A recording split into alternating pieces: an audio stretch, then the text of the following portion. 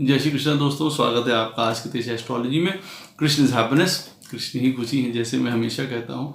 दोस्तों, हम लोग आज बात करेंगे त्रिमाशा चार्ट की या त्रिमशामशा चार्ट की या D30 चार्ट की। हम लोग अभी इसके और पार्ट बनाऊंगा, क्योंकि देखिए ये एक कॉम्प्लेक्स डिविजनल चार्ट है या वर्गा है जिसको सही से समझना चाहिए। इससे हम लोगों को मिसफॉर्च्यून्स के बारे में जो बात कर रहे हैं वो तो पता चल ही सकता है, लेकिन फॉर्च्यून्स के बारे में भी हम लोगों को पता चल सकता है। और क्योंकि देखिए ये थोड़ा सा हमको लगन के साथ भी मैप करके या मैच करके चलना है, तो उचित रहेगा कि इसके 3-4 भाग में पूरी तरीके से आपको समझ आ जाए ताकि किसी प्रकार की कन्फ्यूजन ना रहे।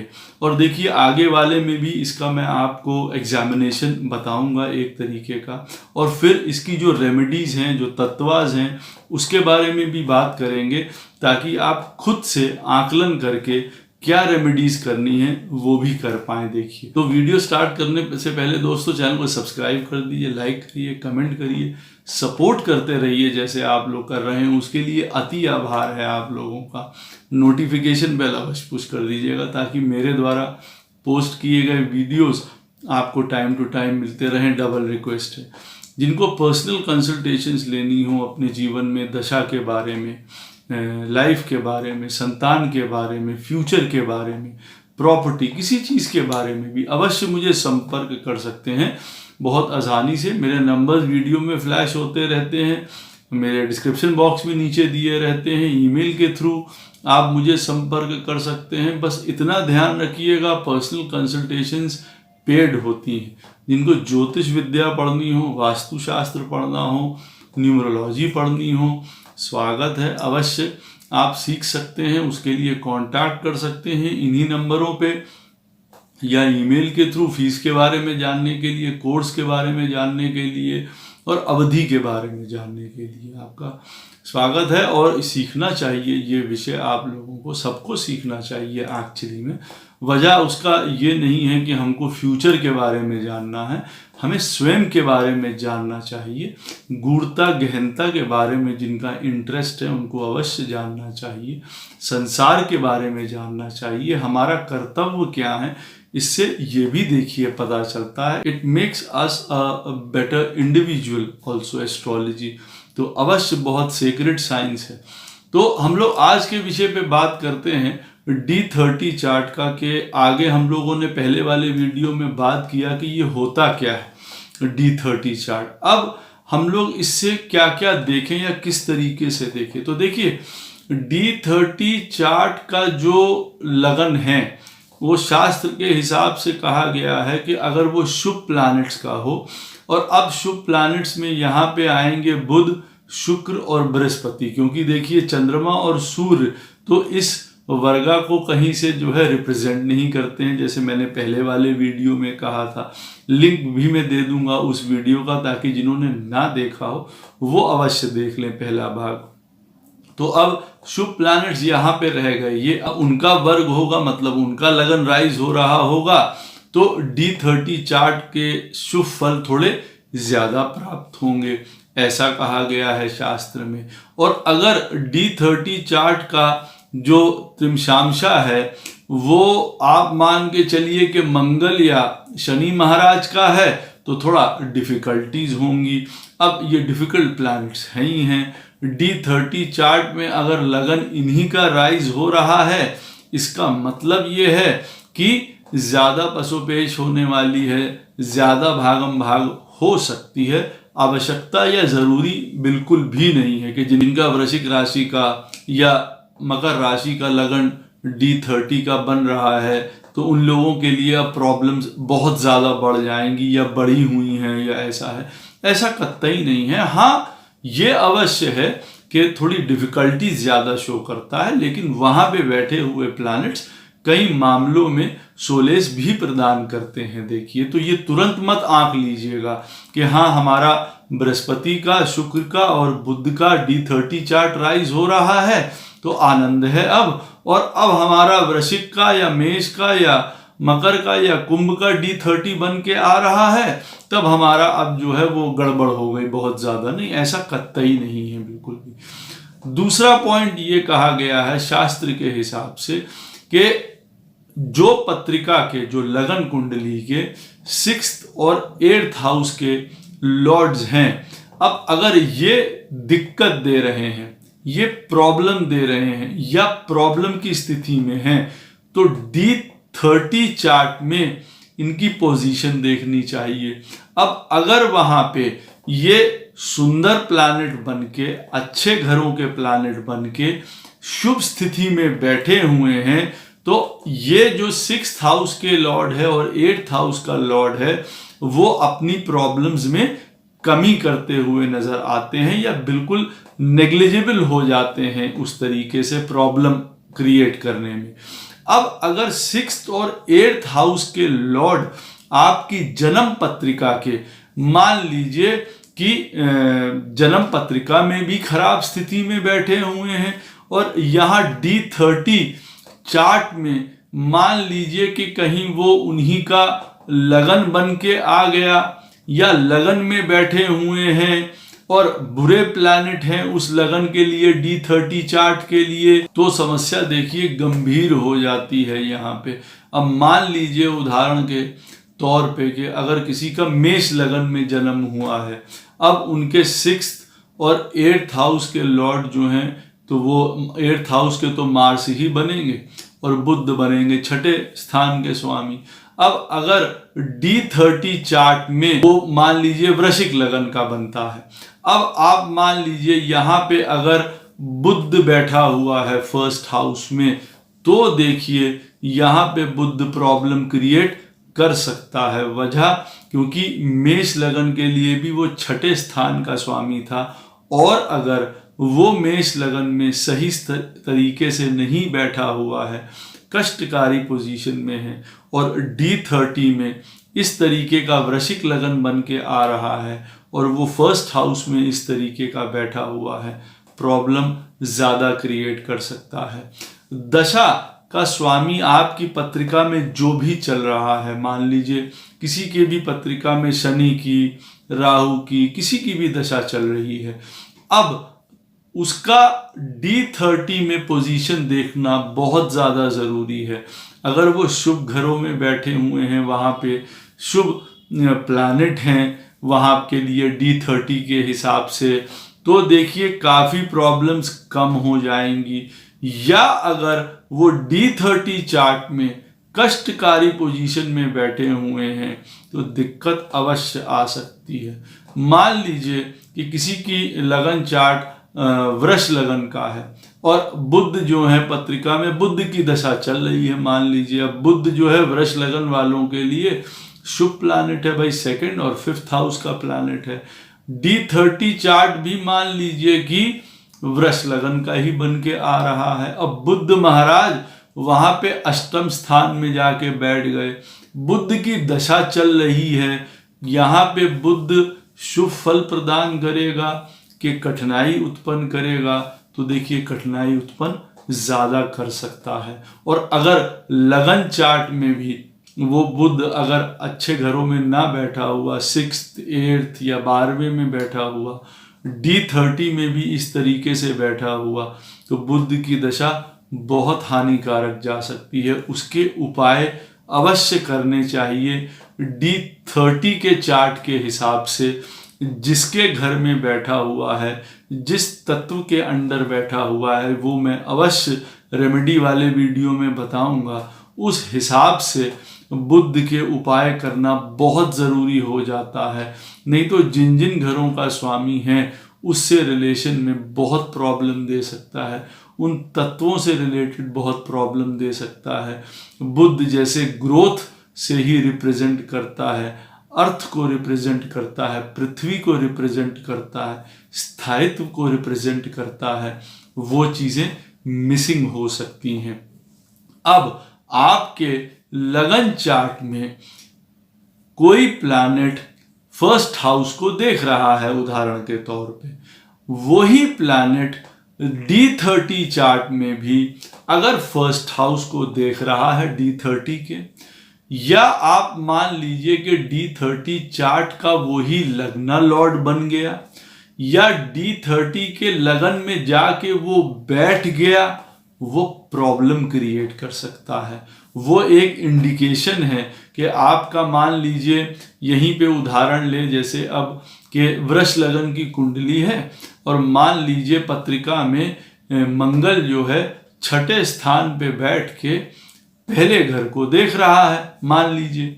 अब D30 चार्ट में भी ये मान लिया जाए कि वृष लगन का त्रिमशांशा बन के आया है और मंगल वहीं पे बैठा हुआ है। मंगल की दशा बहुत प्रॉब्लम क्रिएट कर सकती है, उसके त्वरित उपाय करने चाहिए, नहीं तो बहुत सारे कष्ट प्रदान कर सकती है। चौथा पॉइंट समझिए कि आपके लगन में मान लीजिए कोई मेलिफिक प्लैनेट बैठा हुआ है, मंगल शनि राहु केतु ये बैठे हुए हैं, और अब आपके D30 चार्ट में जो लगना है D30 चार्ट का, पहली बात तो वो भी मंगल या शनि का हो, और उसमें अगर मेलिफिक प्लैनेट बैठे हों तो प्रॉब्लम क्रिएट करते हैं स्वयं के साथ और विवाह में बहुत ज़्यादा। ये अवश्य ध्यान रखिएगा।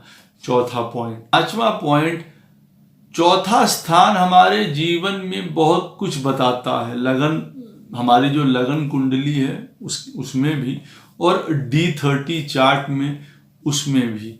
देखिए, अगर आपकी पत्रिका में चौथे स्थान में बुरे प्लैनेट बैठे हुए हैं, मेलिफिक प्लैनेट्स बैठे हुए हैं, विपरीत परिस्थितियों की बात कर रहा हूं। अब ऐसा मत सोचिए कि अगर किसी की तुला लगन की पत्रिका है, मान लीजिए शनि महाराज अपने घर के ही बैठे हुए हैं, तो वो राजयोगकारी हैं वहां पे, उसको मत मान लीजिए, कहने का अर्थ है। अब D30 चार्ट में आप मान लीजिए, जैसे धनु लगन की जो है पत्रिका आप मान लीजिए, अब चौथे स्थान पे मान लीजिए शनि महाराज बैठे हुए हैं, तो ये उचित चीज नहीं बताती है। क्यों? क्योंकि अननेसेसरली मेंटल प्रेशर, शांति का भंग होना, एक चरित्र का भी नीचे गिर जाना, पतन बताती है। D30 चार्ट के लगना लॉर्ड से भी चौथा स्थान खाली रहे तो ज्यादा उचित है। उसमें भी कोई प्लैनेट मेलेफिक नहीं होना चाहिए। वो शांति के लिए या कैरेक्टर के लिए, आप चरित्र के लिए उचित नहीं माना जाता है। सूर्य D30 चार्ट में जहां पे भी बैठा होता है, वो हमारी जो आत्मिक, आप ये कह सकते हैं प्रोग्रेशन है, जो जर्नी है, उसकी क्वालिटी के बारे में बताता है। अब सूर्य D30 चार्ट में उदाहरण के तौर पे किसी का छठे आठवें ऐसी स्थिति में बैठा हुआ है, तो अवश्य आप जान के रखिए वो एक प्रॉब्लमैटिक स्थिति है। या कुछ शनि इस तरीके के प्लैनेट्स के साथ बैठा हुआ है, आप समझ सकते हैं कि वो यात्रा जो है हमारी किस तरीके से किस तरफ आगे बढ़ रही है, कठिनाई से आगे बढ़ रही है, उसमें काफ़ी कठिनाई है। ये सूर्य जो है हमारी यात्रा की क्वालिटी क्या है, वो D30 चार्ट से ये पता चलता है। जहाँ चंद्रमा बैठा होता है D30 चार्ट में, वहाँ से भी हमको ये पता चलता है कि हमारे जीवन में ओवरऑल मन की स्थिति रहने क्या वाली है।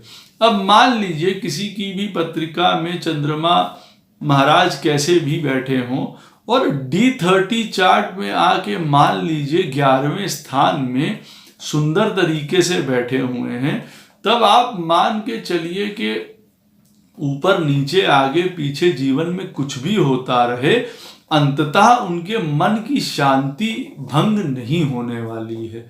परेशानियां आ सकती हैं, चीजें आ सकती हैं, लेकिन एक वो आइसोलेशन, एंजाइटीज, डिप्रेशंस, उसमें जातक नहीं जाने वाला है। वहीं अगर चंद्रमा त्रिमशांशा में D30 चार्ट में अगर सही से नहीं बैठा हुआ है, मन तनिक छोटी छोटी सी बातों में भी बहुत उलझ के बहुत परेशान हो सकता है। जहाँ पे भी D30 चार्ट में चंद्रमा बैठा होगा आपकी लोगों के जो पत्रिकाओं में, वहाँ पे वो बताएगा कि सुंदर रिजल्ट्स होंगे या कष्ट वहाँ से प्रदान करता हुआ नज़र आता है। हम लोग, जैसे मैंने आपको बताया है, जो हमारी पत्रिका के छठे और आठवें लॉर्ड हैं, हमारी अपनी राशि पत्रिका के, लगन की पत्रिका के, उनका D30 चार्ट में वो लोग कहाँ बैठे हुए हैं, कौन से घरों में बैठे हुए हैं, ये आंक लेना बहुत आवश्यक है।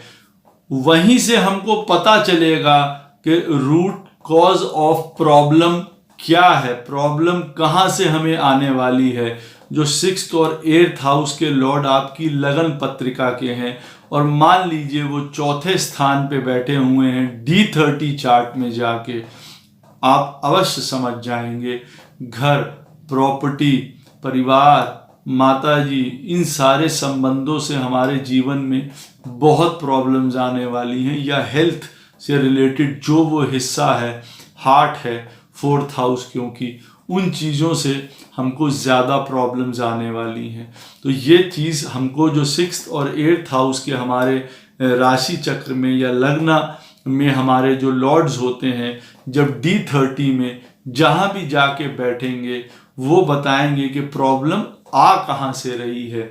5th में जाके बैठेंगे, एजुकेशन, संतान, इन सारी तरीके से प्रॉब्लम्स आ सकती हैं, ये देखना ज़रूरी है। 3 हाउसेस D30 चार्ट में बहुत इम्पॉर्टेंट होते हैं देखना। एक, जहाँ पे जो लगना राइज हो रहा है D30 चार्ट में बन रहा है, कहने का अर्थ है वहाँ पे अगर मेलेफिक इन्फ्लुएंस पड़ रहा है, मेलेफिक प्लैनेट बैठे हुए हैं, इसका अर्थ है इस जन्म में किए गए कुछ ऐसे कर्म जो हमारी वीकनेस बन के उभरते हैं सामने, या यूं कह लीजिए इस जन्म में अर्जित किए गए कुछ सिंस हमारे सामने आते हैं, वो हमारे मेंटल वीकनेसेस को दर्शाते हैं। मान लीजिए यहाँ मार्स अगर D30 चार्ट में 1st हाउस में बैठा हुआ है, क्रोध है, लड़ाई झगड़ा है, ये प्रॉब्लम्स की वजह से उपजे हुए कष्ट आप कह सकते हैं।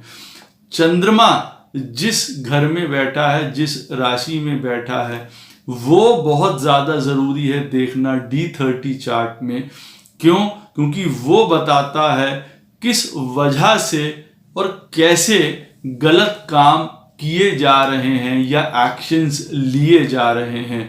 मालूम पड़ा अगर 6th हाउस में बैठा हुआ है चंद्रमा D30 चार्ट में, बता रहा है कई बार लड़ाई झगड़े के कारण, कई बार बीमारी के कारण, कई बार एनिमिटी के कारण इस तरीके के जो एक्शंस किए जा रहे हैं। फॉर एग्जाम्पल, जैसे मैंने आपको उदाहरण दिया कि मंगल बैठा हो अगर D30 में, तो वो जो है क्रोध, गुस्सा, लड़ाई झगड़ा दिखाता है। लेकिन वजह क्यों है? वजह ये है, देखिए, कभी कोई ऋण है, कोई परेशानी है, कोई लड़ाई झगड़े हैं, उनकी वजह से चीज़ें क्रिएट हो रही हैं। और 3rd हाउस जो D30 में देखने का सबसे इम्पॉर्टेंट हाउस है, वो है 8th हाउस D30 चार्ट का। वजह क्योंकि वो दिखाता है कि पास्ट लाइफ से, पूर्व जन्म से हम लोग कौन सी वीकनेस या प्रॉब्लम या कष्ट लेके आए हैं जो हमको यहाँ पे सफरिंग के रूप में मिलते हैं। यहाँ पे मैं एक और पॉइंट आपको D30 चार्ट का बताऊंगा और फिर इस वीडियो को आज जो है वो विराम दूंगा। वजह ये है क्योंकि फिर कंफ्यूज ना हो जाए, नेक्स्ट भाग में फिर D30 के ऊपर और चर्चा होगी। तो अगर मान लीजिए अब आपका लगना जो है वो वृश्चिक लगन का है, अब वो जल तत्व है देखिए, और अगर आप मान लीजिए D30 चार्ट आपका मान लीजिए कि मेष लगन का है, अब वो अग्नि तत्व है। अब जब ये दो तत्व अलग अलग होते हैं तो बहुत ज़्यादा गड़बड़ हो जाती है। ये भी मान के चलिए कि ये वर्स्ट कंडीशन हो सकती है, बहुत उठापटक हो सकती है, जीवन में बहुत बड़े ट्रांसफॉर्मेशंस हो सकते हैं। तत्व अगर अलग हैं D30 चार्ट का और आपके जो लगन का है वो अगर अलग हैं तो बहुत सारे प्रॉब्लम्स शो कर सकता है। आशा करता हूँ ये वीडियो आपको इन्फॉर्मेटिव लगेगा। कोई क्वेश्चन, कोई प्रश्न इस वीडियो से संबंधित आपको पूछना हो, अवश्य पूछ सकते हैं कमेंट सेक्शन में। कोशिश करूँगा उसका उत्तर आपको अवश्य दूँ। जय श्री कृष्ण।